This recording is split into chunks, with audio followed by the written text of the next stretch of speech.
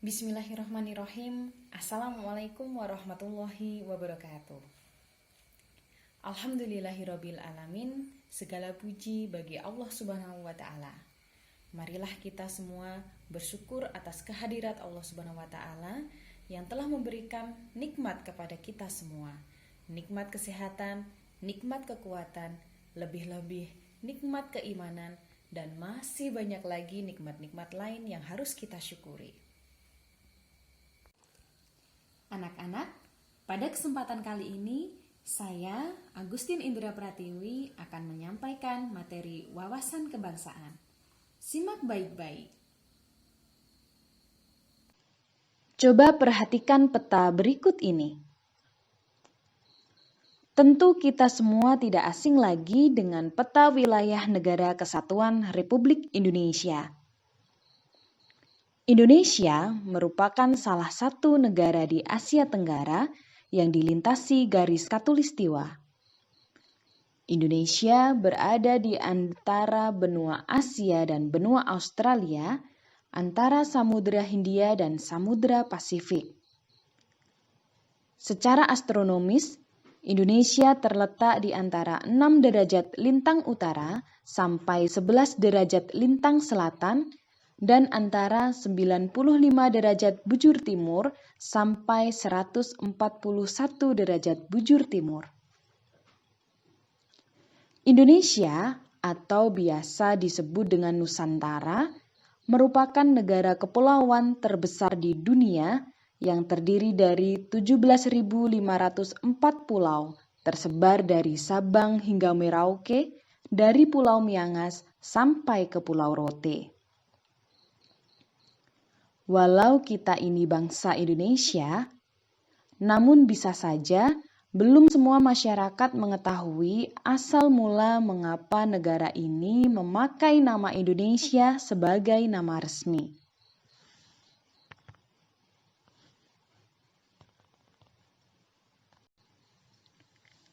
Bila ditelusuri lebih jauh, sejarah mengenai asal mula negara ini memakai nama Indonesia tercantum dalam judul artikel tentang nama Indonesia di buku Muhammad Hatta, Politik Kebangsaan Ekonomi.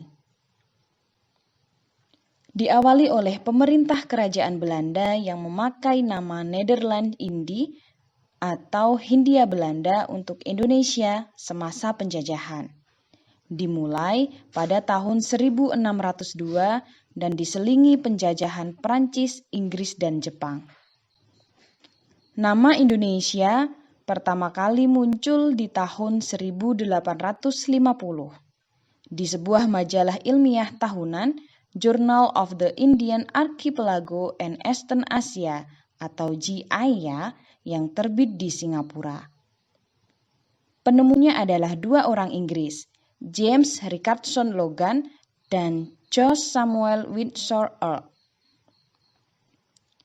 Hindia, nama wilayah kita saat itu, sering tertukar dengan nama tempat lain. Karena itu, keduanya berpikir daerah jajahan Belanda ini perlu diberi nama tersendiri. Earl mengusulkan 2 nama, Indonesia, INDUNESIA, atau Malayunesia. Earl sendiri memilih nama Malayunesia, sedangkan Logan memilih nama Indonesia yang kemudian mengganti huruf U dari nama tersebut menjadi O, jadilah Indonesia. Nama Indonesia lalu dipopulerkan oleh etnolog Jerman Adolf Bastian.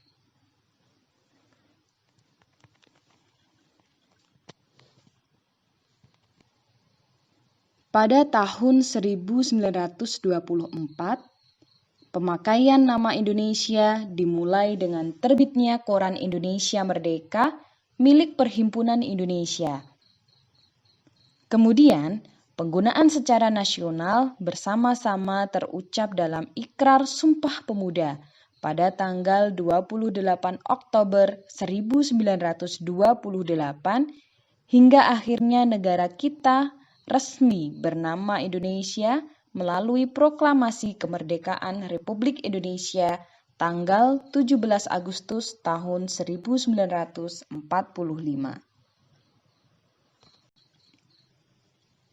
Proklamasi.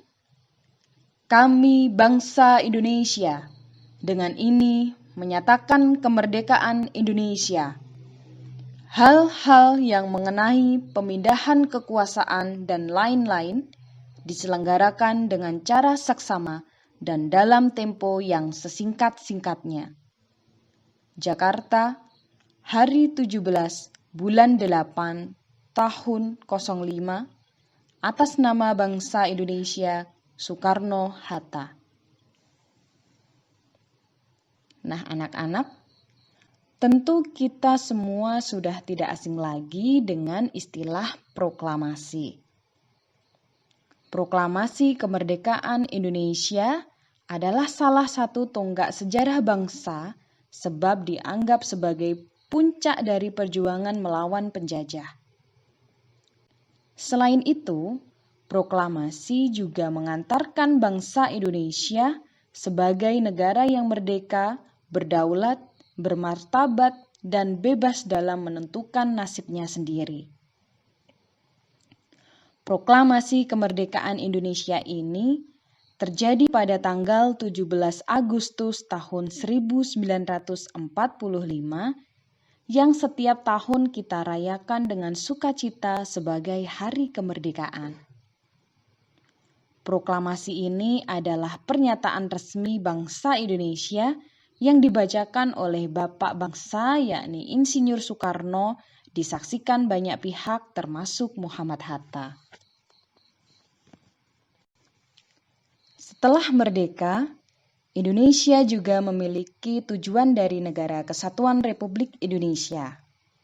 Tercantum dalam pembukaan Undang-Undang Dasar tahun 1945 pada alinea keempat yang disahkan sebagai konstitusi sehari setelah Indonesia merdeka pada tanggal 18 Agustus tahun 1945. Pada alinea 4 itu tertulis jelas tujuan nasional negara Indonesia.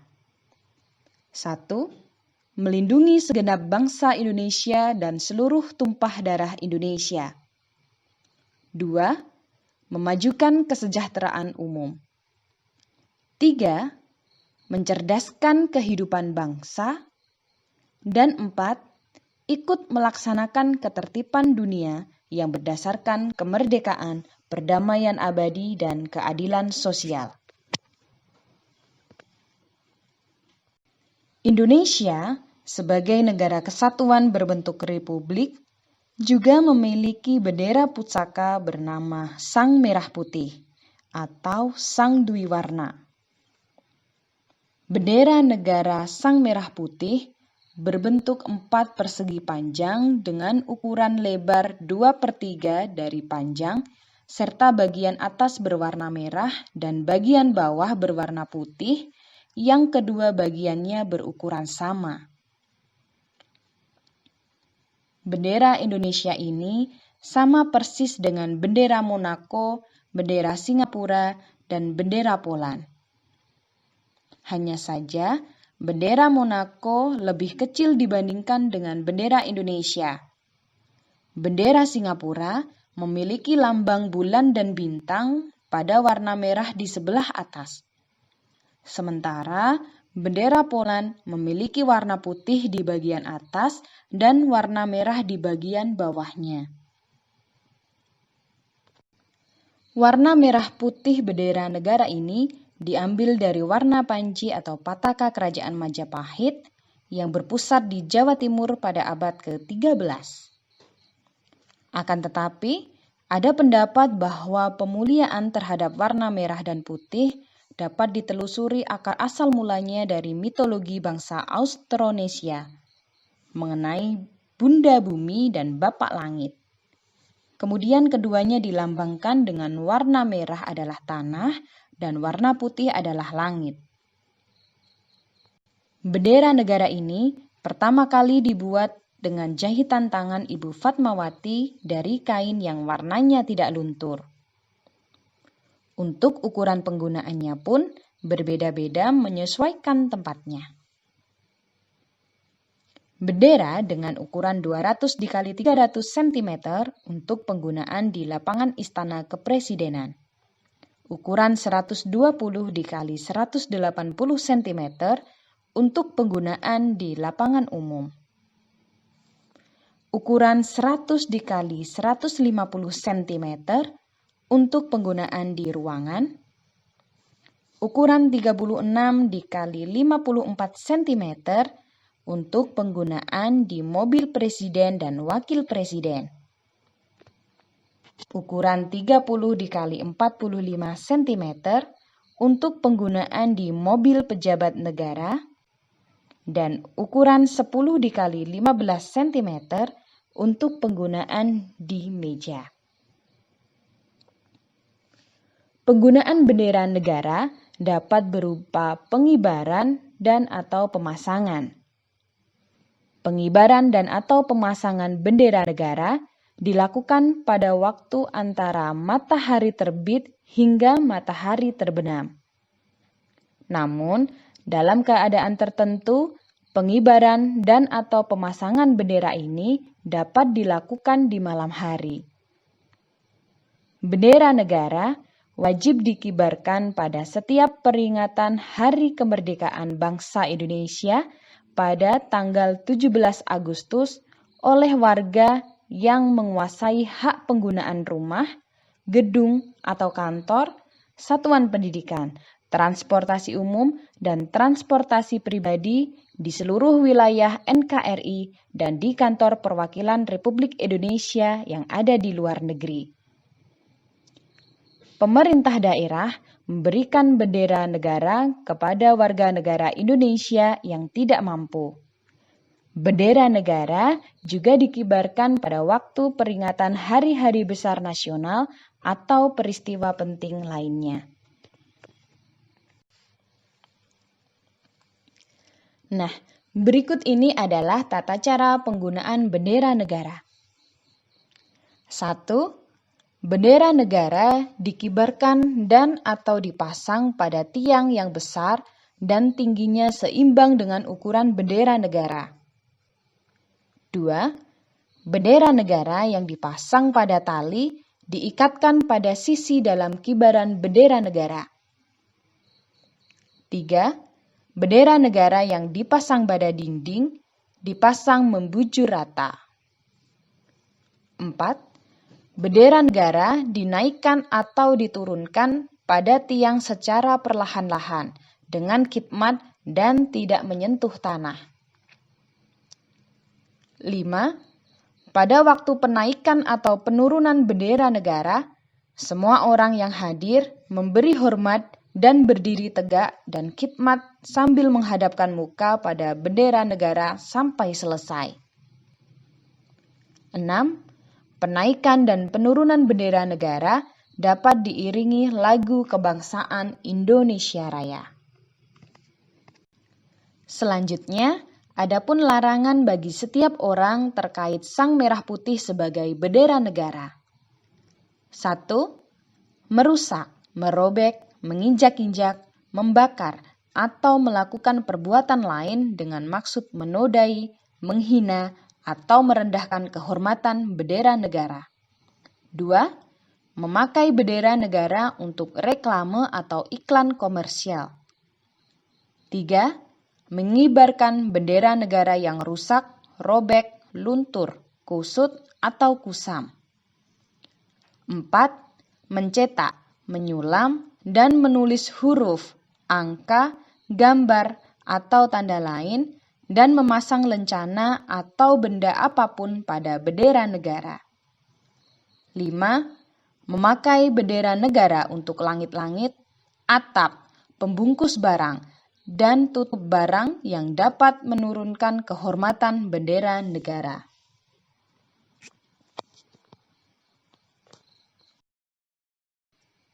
Negara Indonesia memiliki dasar negara bernama Pancasila, yang dijadikan sebagai rumusan dan pedoman kehidupan berbangsa dan bernegara bagi seluruh rakyat Indonesia.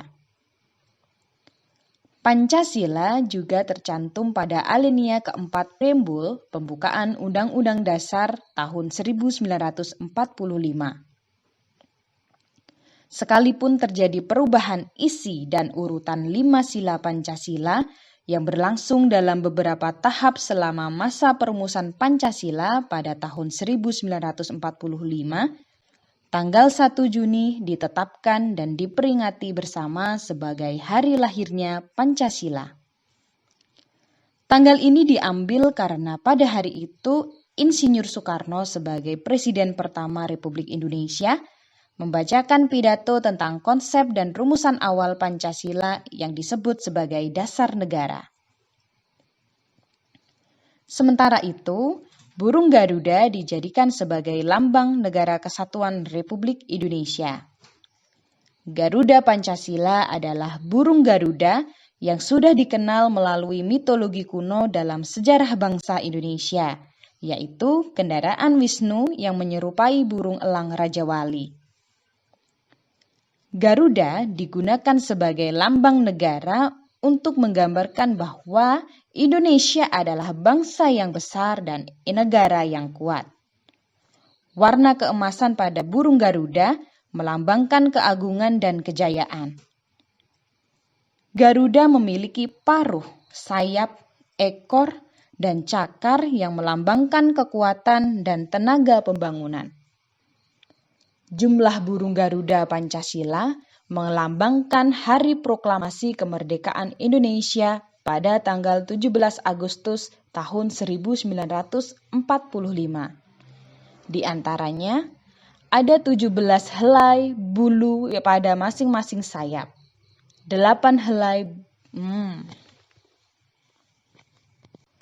Jumlah bulu Garuda Pancasila melambangkan Hari Proklamasi Kemerdekaan Indonesia pada tanggal 17 Agustus tahun 1945. Di antaranya, 17 helai bulu pada masing-masing sayap, 8 helai bulu pada ekor, 19 helai bulu di bawah perisai atau pada pangkal ekor, dan 45 helai bulu di leher. Pancasila sebagai dasar negara dijadikan sebagai rumusan dan pedoman kehidupan berbangsa dan bernegara bagi seluruh rakyat Indonesia. Nilai-nilai Pancasila adalah nilai yang mendasar untuk dijadikan pedoman peraturan dan dasar dari norma-norma hukum yang berlaku di Indonesia. Pancasila sebagai dasar negara dan pandangan hidup bangsa sudah tertuang di setiap sila Pancasila yang memiliki keterkaitan antar sila sebagai satu kesatuan yang tidak boleh dipisahkan. Jika salah satu dari sila tersebut hilang, maka otomatis Pancasila tidak berfungsi. Perisai adalah tameng yang telah lama dikenal dalam kebudayaan dan peradaban Indonesia sebagai bagian senjata yang melambangkan perjuangan, pertahanan, dan perlindungan diri untuk mencapai tujuan. Di tengah-tengah perisai terdapat sebuah garis hitam tebal yang melukiskan garis khatulistiwa. Hal ini menggambarkan bahwa lokasi Negara Kesatuan Republik Indonesia, yaitu negara tropis yang dilintasi garis khatulistiwa, membentang dari timur ke barat. Warna dasar pada ruang perisai adalah warna bendera kebangsaan Indonesia merah putih, sedangkan pada bagian tengahnya berwarna dasar hitam. Pada perisai ini terdapat 5 buah ruang yang mewujudkan dasar negara Pancasila.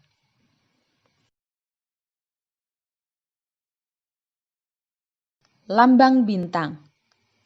Lambang bintang emas dengan perisai berlatar belakang warna hitam dijadikan sebagai sila pertama dalam Pancasila yang berbunyi Ketuhanan Yang Maha Esa. Pada bintang berwarna kuning bersudut 5, bintang diartikan sebagai sebuah cahaya, seperti Tuhan yang menjadi cahaya kerohanian bagi setiap manusia.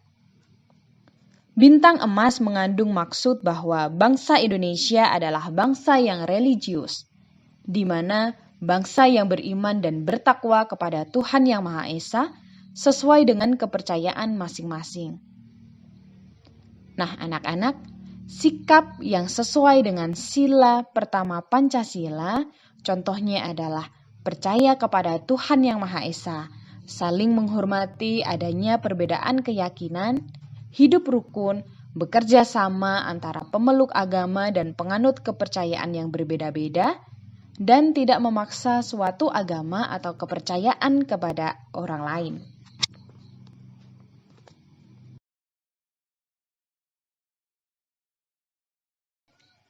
Lambang rantai. Lambang rantai berwarna kuning berlatar belakang warna merah dijadikan sebagai dasar kemanusiaan yang adil dan beradab. Pada lambang rantai disusun atas gelang-gelang kecil dengan jumlah 17 gelang dan saling menyambung.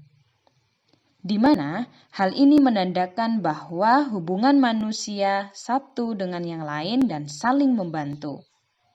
Gelang yang berbentuk persegi menggambarkan pria, sementara gelang yang berbentuk lingkaran menggambarkan wanita. Contoh dari sila kedua Pancasila ini seperti berbicara kepada orang lain dengan sopan dan santun, kemudian sikap saling mencintai sesama manusia, tenggang rasa, gemar menolong, tidak membeda-bedakan, dan sebagainya.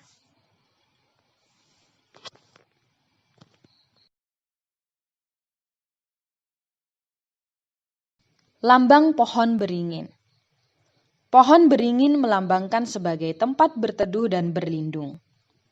Pohon beringin dijadikan sebagai dasar sila ketiga yang berbunyi Persatuan Indonesia, di mana mencerminkan persatuan dan kesatuan Indonesia.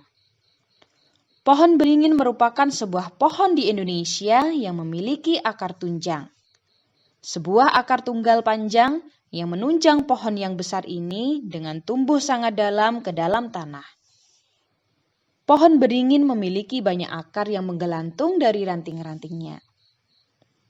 Contoh dari sila ketiga Pancasila ini adalah rela berkorban, cinta tanah air, mencintai produk lokal, bergaul dengan teman tanpa membeda-bedakan suku, ras, dan adat istiadat, dan ikut menjaga keamanan lingkungan.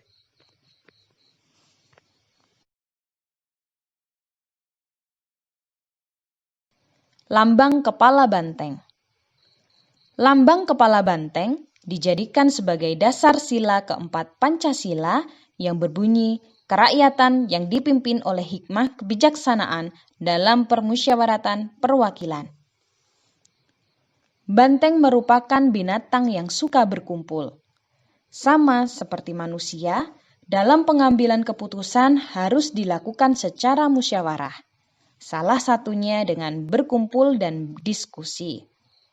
Nah, contoh dari sila keempat ini adalah menghormati dan menjunjung tinggi hasil musyawarah, mengutamakan keputusan yang diambil secara musyawarah, tidak memaksa kehendak orang lain, dan melaksanakan musyawarah secara mufakat.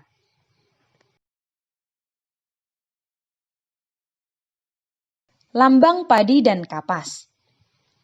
Padi dan kapas dimaknai sebagai salah satu kebutuhan rakyat Indonesia tanpa melihat status dan kedudukannya.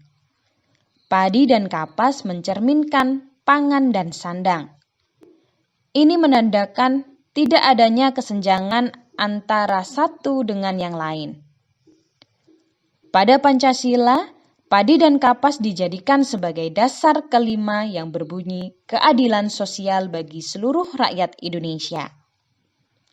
Contoh dari sila kelima Pancasila ini adalah menjaga keseimbangan antara hak dan kewajiban, menghormati hak-hak orang lain, ikut serta dalam kegiatan gotong royong. Kedua cakar Garuda Pancasila mencengkeram sehelai pita putih bertuliskan Bhinneka Tunggal Ika berwarna hitam. Semboyan Bhinneka Tunggal Ika adalah kutipan dari Kakawin Sutasoma karya Empu Tantular. Kata bineka berarti beraneka atau beragam. Kata tunggal berarti satu, dan kata ika berarti itu. Secara harfiah, Bhinneka Tunggal Ika diterjemahkan beraneka satu itu, yang bermakna meskipun berbeda-beda, tetapi pada hakikatnya tetap adalah satu kesatuan, bahwa di antara pusparagam bangsa Indonesia adalah satu kesatuan. Semboyan ini digunakan untuk menggambarkan persatuan dan kesatuan bangsa dan negara kesatuan Republik Indonesia yang terdiri atas beraneka ragam budaya, bahasa daerah, ras, suku bangsa, agama, dan kepercayaan. Nah, anak-anak, begitulah Indonesia, negara yang kaya raya, negara kepulauan yang amat luas dengan berbagai macam keberagaman yang ada di dalamnya.